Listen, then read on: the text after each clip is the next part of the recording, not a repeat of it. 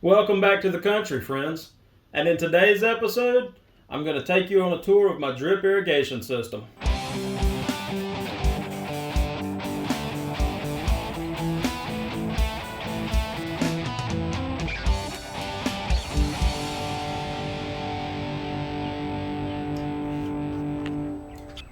So I've got my system plugged into a two-way splitter. And on this side, I've got an Orbit's timer. I love this thing. This is my third or fourth year using it. I can't remember. It's been going strong. I'll run through a couple of the settings with you. We've got the set clock, just tells you the time of day. Start time, I set mine at 5:30 in the morning so that they get watered before the heat of the day comes in.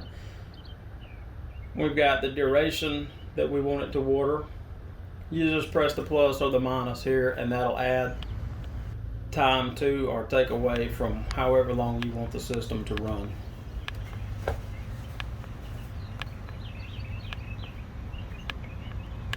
I usually set mine for 10 minutes, but today we've got a couple of maintenance things, so we're going to set it for less time.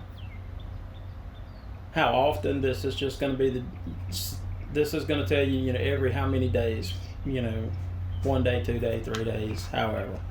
An off feature. So if you want to cut the system completely off and don't want to use it. And then the auto feature, and this lets you use all these settings. It's also got a rain delay. You can press the plus and that'll cancel your system for a day or however many days you'll set it, which is nice. Keeps you from overwatering your system. Also has a manual.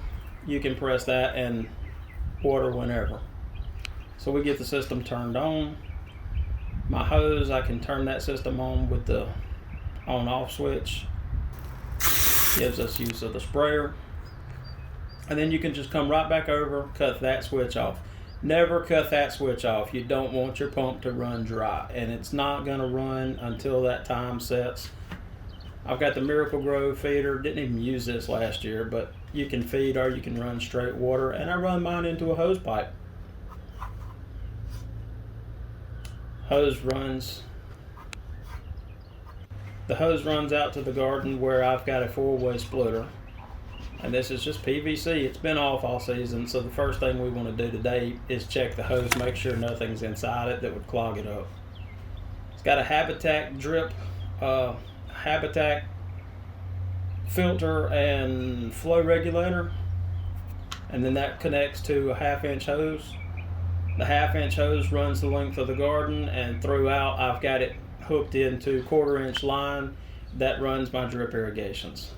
So I want to hit this manual button. We want to run it today. I don't want to run it for 10 minutes. That's usually what I water during the season. Today I just want it to run for a minute. This is just going to blow some water through the hose, make sure nothing's clogging it up and we have a good flow and we don't have any leaks in the system.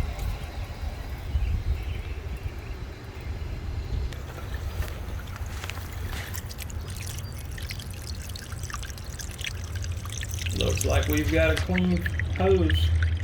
If you're wondering what all these little seeds are here, these are cedar seeds from this beast of a tree.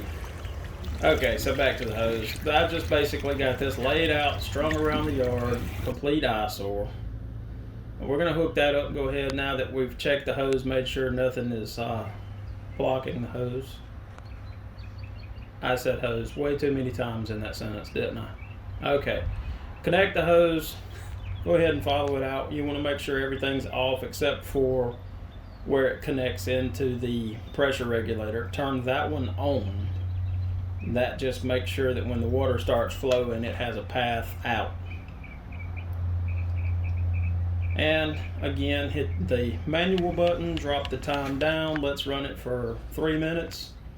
And this is just going to send the water through the system, make sure all of the drip irrigation lines are running smooth. Again, you can see it clicks on. And then out here, the 1/2-inch line feeds the 1/4-inch line, and the 1/4-inch line goes into the bed. And I've got drip irrigation, and I've got little sprayer nozzles. And I bought these off Amazon. If I can find the link, I'll leave it in the comments below. But I've had these going, same nozzles, for a couple of years. Man down. Let me get this nozzle fixed real quick. So this is why we do maintenance. We want to check everything out, make sure everything's working properly before the season, because I heavily rely on this system. There we go. Here's the drip lines. But I heavily rely on this system because when I go to work, I work 12, 14-hour shifts, and watering the garden is not going to happen. Drip irrigation goes through my raised beds. I basically got the 1/4-inch line feeding into it, and I'll show that to you over here. The 1/4-inch line comes out of the 1/2-inch line, and then it feeds into an actual 1/4-inch drip irrigation line. Little connector connects the two together. And all of this is basically plug and play.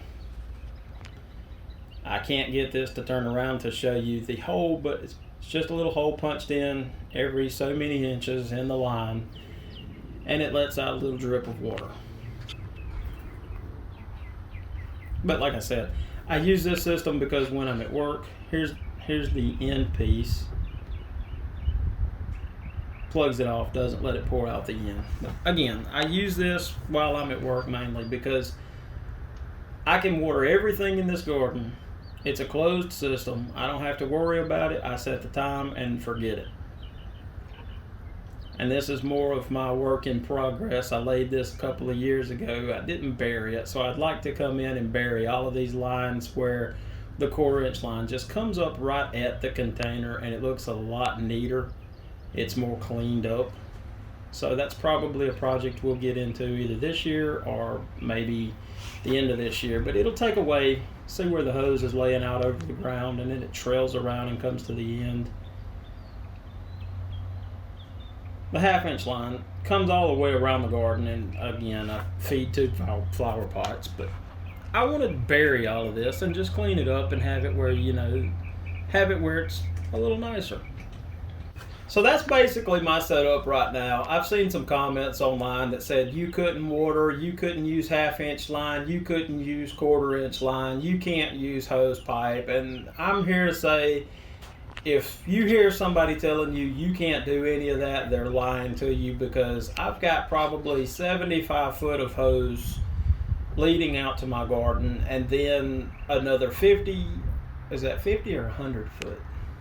I think it's 50 foot of 1/2-inch tubing running around this garden, but it very well could be 100 foot. I can't remember. I'd have to look back and see what I bought. The 100 foot, the 50 foot, 100 foot, whatever it is, it feeds well over a dozen 1/4-inch tubes, including 2 4x8 raised beds with drip irrigation line, and that is 25, 50 foot again. I don't remember what I put in it. So I'm here to say, if anybody's telling you that can't be done, refer them to this video and tell them they're wrong. It can be done because you saw Big Mo do it in the country.